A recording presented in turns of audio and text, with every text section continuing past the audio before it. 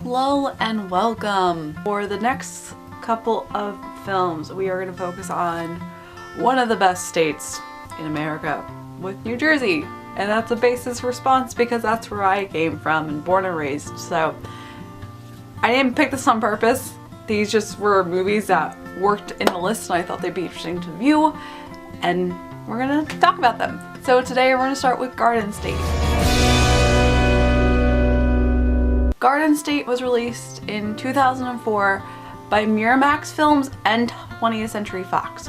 So it was kind of interesting to see because Miramax was still owned by Disney during that time. They are not owned anymore, of course, but now Disney is trying to buy out 20th Century Fox. It's still in the process, but it's cool to see the two studios kind of collide together. And this was written by Zach Braff, directed by Zach Braff, and starring Zach Braff. I went to film school at Northwestern, so pretty much my senior year, which would be 96, 97, I started writing it, putting it together, and really collecting stories from growing up in the suburbs of New Jersey. And the film started as a rough assembly of my favorite true stories from growing up in suburbia. And in reality, Zach Braff lived in South Orange, New Jersey, which is still northern Jersey, and it's a completely different atmosphere compared to central, yes it exists, and South Jersey. So everyone that is a major celebrity now and does these films on North Jersey, it's going to be a lot different from everyone down south. But there's still a lot of relevance to it, and I will agree that yes, I related to this movie so much, which is really sad because it's not a happy film for the most part. Zach's character Andrew comes back to New Jersey for his mother's funeral. She died in a bathtub. She drowned, actually. Yeah, my mother was paraplegic. She was in a wheelchair, so she, and I guess she was taking a bath, and she must have slipped or something. That's what they say. I don't know, but needless to say, she drowned, and that's how she died. He's here for about 4 days, reconnecting with old friends. Everyone's in their late 20s, and everyone still acts like they're in high school. The only difference is they have jobs, but they still haven't changed age-wise. And in the meantime, he ends up meeting Sam, who is played by Natalie Portman, and falls in love with her, and that turns into that under subplot romantic comedy, but still drama on top. I love Natalie Portman, I think she's a great actress, but I gotta say, I didn't enjoy her character. I felt like there was something mentally wrong with Sam, but they were playing it up like it was a quirk and she was just a quirky girl, but I felt like the character, there was something literally wrong with her head. Not to be offensive, but something about her was just very strange, and her hobbies were very strange, and it wasn't even like a Zooey Deschanel quirky type. It was just strange and weird. I'm sorry, I forget I just said that. That's dumb. And you know what I do when I feel completely unoriginal? Blah, blah, blah, blah, blah, blah. I make a noise or I do something that no one has ever done before, and then I can feel unique again, even if it's only for like a second.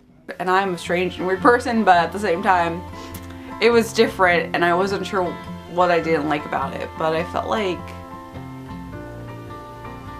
the relationship was a little bit weird. It was nice, but it was weird, and I don't know if it was really ideal. But at the same time, it was very realistic and relatable. You're in it right now, aren't you? What do you mean? My mom always says that when she can see I'm like working something out in my head. She's like, you're in it right now. And I'm looking at you and you're telling me this story, and you're definitely in it right now. It's sad to say, but I actually still know people who are in their 30s at this point and act like these people in this movie did. And we're in New Jersey after all, so I don't want to push forward stereotypes that it's true. And it could happen in any state, obviously, it's not just Jersey, but at the same time, it's very sad how much I related to this film.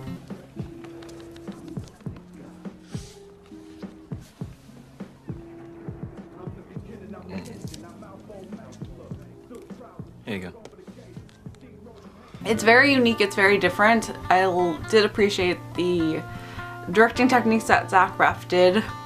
A lot of the shots are really avant-garde style.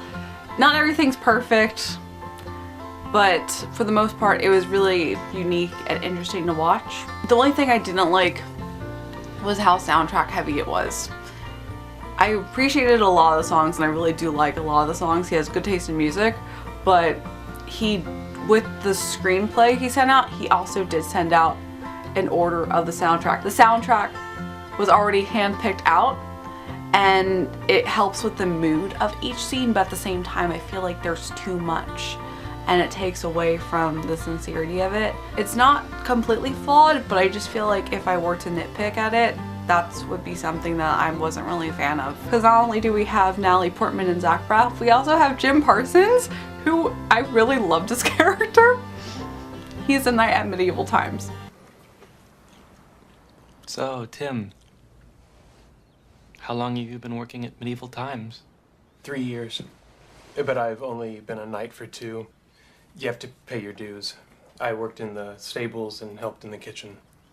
And again, I actually know someone who worked at medieval times.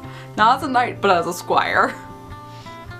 So I was cracking up at that for my personal relevance to it. And then Dennis O'Hare is also a part of it too, and he's a very known actor as well and very studious actor. So they have a really good cast. It's just very wacky and very strange, but yet because of my background and because I have grown up in New Jersey, extremely relatable. And it may not be the same case for everyone else, so I will say I am biased about it. But if you want to check out some weird and wacky films starring Natalie Portman and Zach Braff, go ahead, check this out. Because it still is very good, but I know I'm also very biased. We're going to continue with Jersey films tomorrow with Jersey Girl, so you can stay tuned, and as always, I hope you have a magical day, and I will see you real soon.